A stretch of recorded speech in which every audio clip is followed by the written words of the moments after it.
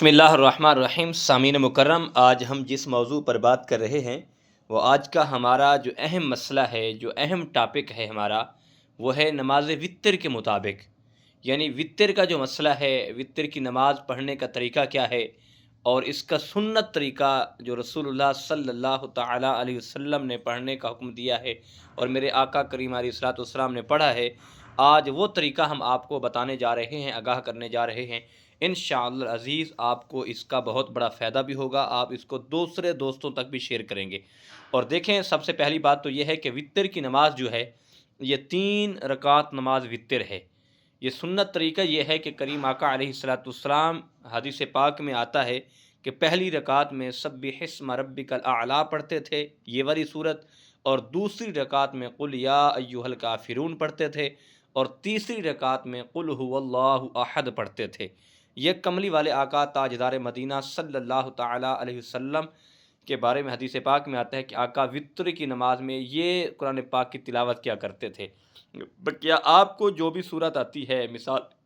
طور پر آپ کو چھوٹی صورت آتی ہے تو آپ پڑھ سکتے ہیں، آپ پورے قرآن میں سے جہاں سے بھی دل کرے آپ پڑھ سکتے ہیں، لیکن سنت طریقہ یہ ٹھیک ہے کہ کملی والے آقا تاجدار مدینہ صلی اللہ تعالیٰ علیہ وسلم یہ پڑھتے تھے۔ اور اسی طرح یقیناً یاد رکھیں، ہم کوئی بھی نماز پڑھتے ہیں، مثال کے طور پہ نماز جمعہ پڑھتے ہیں یا نماز فجر پڑھتے ہیں، ظہر پڑھتے ہیں، عصر پڑھتے ہیں، جو بھی نماز پڑھتے ہیں، اللہ کے نبی حضرت محمد مصطفیٰ صلی اللہ تعالیٰ علیہ وسلم کا فرمان عالی شان ہے کہ جب تم جماعت کے ساتھ نماز پڑھو تو جتنا ہو سکے نماز مختصر کرو، یعنی نماز کو لمبا نہ کریں، نماز کو زیادہ قرات میں نہ لے جائیں بلکہ مختصر کریں۔ ہاں، جب آپ اکیلے نماز پڑھیں، یعنی تنہا انسان اکیلا نماز پڑھے، تو پھر چاہے جتنی قرات کرے اس کو لمبا کرتا رہے، رکوع لمبا کرے، سجدہ لمبا کرے یا قیام لمبا کرے تو وہ کر سکتا ہے۔ اس میں یہ ہے کہ جب جماعت کا مسئلہ ہے جہاں تک، تو وہ یہ ہے کہ اس میں کوئی معذور بھی ہوتے ہیں،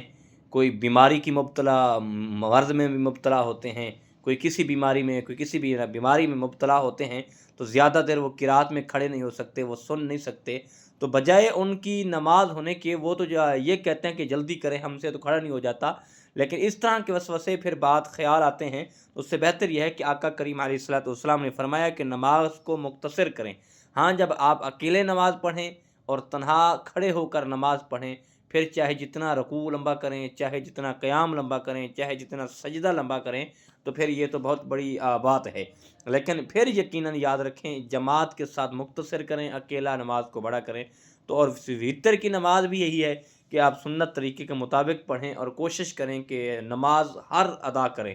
فجر بھی ادا کریں، ظہر بھی ادا کریں، عصر بھی ادا کریں، مغرب بھی ادا کریں، عشاء بھی ادا کریں، اور کوشش کریں نوافل بھی ادا کیا کریں، سنتے بھی ادا کیا کریں، کیونکہ زندگی کا ہمیں علم نہیں ہے کہ ہم اگلا دن ہمیں نصیب ہو یا نہ ہو، اگلی نماز نصیب ہو یا نہ ہو، تاکہ ہم ایسا تو کریں کہ نماز پڑھ کر جو ہمیں وقت ملا ہے یہ پڑھ کر اپنے رب کو راضی کریں، اپنے رب سے اپنا رشتہ، اپنا تعلق مضبوط کریں، اور اسی تعلق کی نسبت سے اللہ ہماری آخرت کو خوبصورت بنا دے گا۔ دعا ہے اللہ عمل کی توفیق عطا فرمائے۔ وما علیہ